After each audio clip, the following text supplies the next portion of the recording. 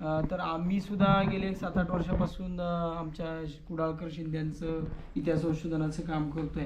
तर त्याच्यामध्ये आता संदीपदादांनी काही छेद देणारी मांडणी केली की राजपूत आपण राजपूत आहोत का मूळ इथले आहोत, हा संशोधनाचा आणखी त्याच्यात खोलात जाऊन विषय आहे.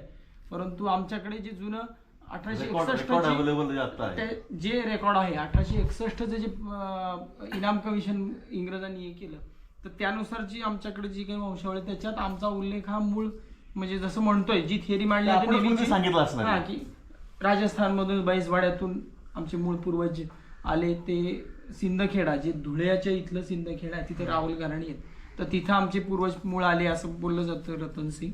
आणि तिथून मग त्यांची 4 मुलं ताथवडा जे आपलं फलटण तालुक्यातलं तिथं आले, त्यातले सगळ्यात थोरले जे आहेत ते आमच्या कुडाळला आले आणि बाकी एक ताथवड्याला राहिले. दसपटकर शिंदे जे आहेत ते आमच्यातले एक जण आणि एक कर्नाटकात, असा आमचा कैफियतीचा भाग आहे. आज रोजी आता गेल्या 8 वर्षात संशोधन करताना खूप म्हणजे कागदपत्र मिळवण्याचा प्रयत्न केला. काकांनी सांगितलं त्याप्रमाणे फार अवघड आहे त्याच महासागरातनं ती कागदपत्र शोधणं आणि अभ्यास करून हे करणं. तर आमच्याकडे त्या दृष्टीने मी 8-1 वर्षामध्ये बरंच संशोधन करायचा प्रयत्न केला आहे. तर आमची आता जवळजवळ 22 पिढ्यांची वंशावळ त्याचं काम चालू आहे. ॲक्च्युअली अंतिम टप्प्यात आहे. ते पूर्ण झाले की तुम्हाला आम्ही ती डिजिटल स्वरूपात करून मग त्याच्यावर काही वॉटरमार्कांना हल्ली काय होते काही वेगळे प्रकार होतात, त्यामुळे आम्ही ते जरा थोडंसं व्यवस्थित करून ते तुम्हाला निश्चित ती देणार आहोत.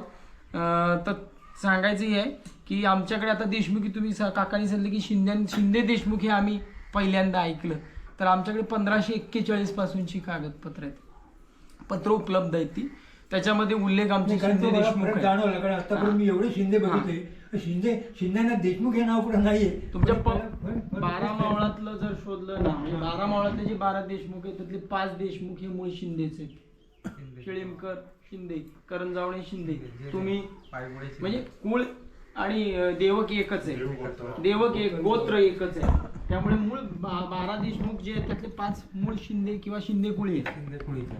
म्हणजे आपल्याला तो अभिमान आहे. आपले शिंदे 2 आहेत ना, रियाचे शिंदे आणि तिकडे 2 शिंदे आहेत. तर आमच्याकडे हे देशमुखीचे शिक्के आहेत,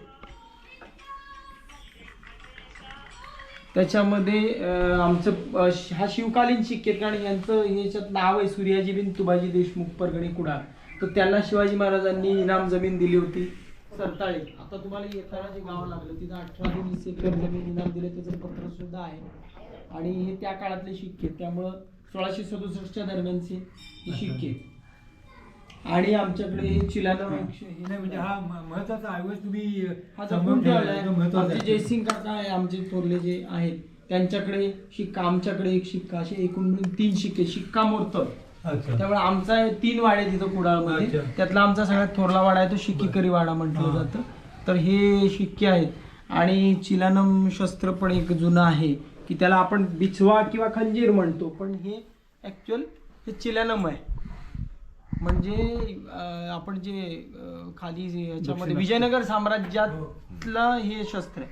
म्हणजे विजयनगर साम्राज्यामध्ये हे शस्त्र वापरायचं, हे आपल्या ज्यावेळेला शस्त्र अगदी अंगचटीला येईल त्यावेळेला हे वापरायचं शस्त्र आहे. ते अगदी इथं जवळ ठेवलं. हे बिछवा नाही, हा गैरसमज होतो काही लोकांचा, किंवा खंजीर नाही, हे चिलानम शस्त्र आहे. तर ते हे फार पुरातन आहे, बऱ्यापैकी जुनं आहे. आणि आमच्या देवाऱ्यामध्ये याची रोज पूजा असते. ऍक्च्युअली याला हे सोन्याचं पूर्वीचं वरून हे होतं, पण आता काळानुसार ते गेलंय. आणि हे संशोधन करताना बरीचशी कागदपत्र शोधताना फार अडचणी येतात. आता त्यासाठी मी मोडी शिकलो आणि प्रयत्न चालू असतो की ट्रान्सलेट करणं थोडं अवघड आहे, त्याला सराव खूप लागतो. तर गेले 8 वर्षामध्ये बराचसा आम्ही रेकॉर्ड शोधलं. तर आमच्याकडे इथं सांगायचं की 63 गावची देशमुखी होती. 63 गावं, त्याची नावं वगैरे सगळं आम्ही संशोधन केलं. आणि त्यानंतर ते देशमुखीचं विभाजन झाले वेगवेगळ्या भावांमध्ये, पण मूळ गाव आमचं कुडाळ आहे आणि इथूनच जो काही विस्तार आहे तो झालेला आहे. आणि शाहू महाराजांच्या काळात बरेचसे सरदार आमच्या इथून शिलेदार सरदार घराणी झालेले आहेत. शहाजी शिंदे जे होते सेना खासकेल पद होतं ते आमचे कुडाळचे. त्यांना परप्रांतात इतर प्रांतांमध्ये पण खूप मोठा मोकाचा इनाम होता, प्रचंड मोठा 3.5 लाख रुपयाचा सरंजाम त्यांचा होता. आणि याची बरंचसं संशोधन चालू आहे आणि अजून त्याच्यामध्ये आम्हाला काम करायचं, तुमचं सगळ्यांचंही सहकार्य त्याच्यामध्ये मिळतं, सरांचाही गायडन्स मिळतो.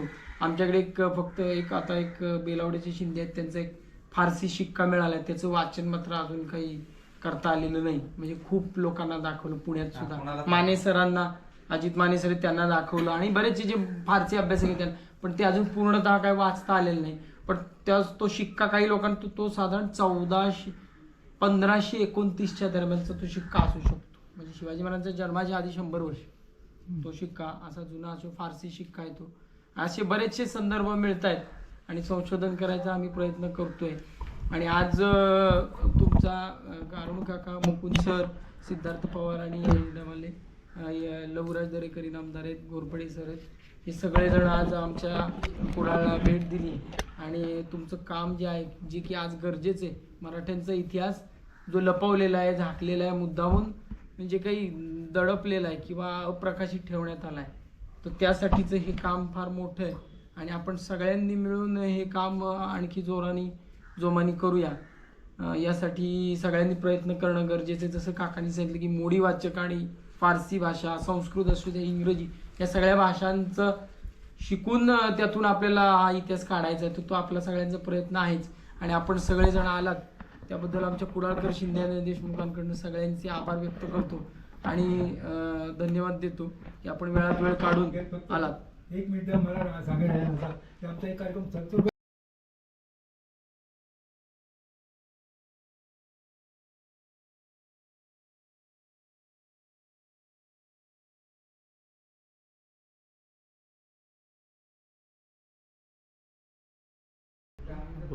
नमस्कार, मी मयूर सतीश शिंदे. हे जे शिक्के आहेत, हे शिक्के जे आहेत हे कुडाळकर शिंदे देशमुख, त्याची दुसरी पाती श्री सोनजी शिंदे देशमुख यांचे हे शिक्के आहेत. हे शिक्के म्हणजे साधारणतः एक इसवी सन 1700 दरम्यानचे हे शिक्के आहेत.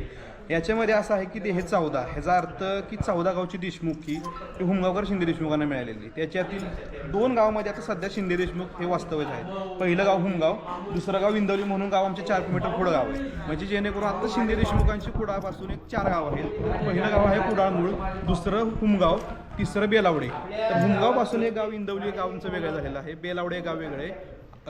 कुडाळवरून एक आखाडे गाव एक आमचं शिंदे देशमुखांचं. तसे आमच्या हुमगावची 14 गावची शिक्क्यांची मालक म्हणजे 2 गावचे शिंदे देशमुख, की हुमगावचे आणि इंदवलीचे. तर ते तुमची शाखा इकडे कशी आली हुमगावमध्ये? हां बोल. साधारणतः इसवी सन 1700च्या दरम्यानचं एक प्रकरण आहे की शिवाजी महाराजांच्या काळात हुमगावकर शिंदे देशमुख म्हणजे द्वितीय बंधू चिमाजी शिंदे देशमुख यांना जो काही कर होता देशमुखीचा, तो काय त्या काळी गोळा करता आला नाही म्हणजे त्या काळी.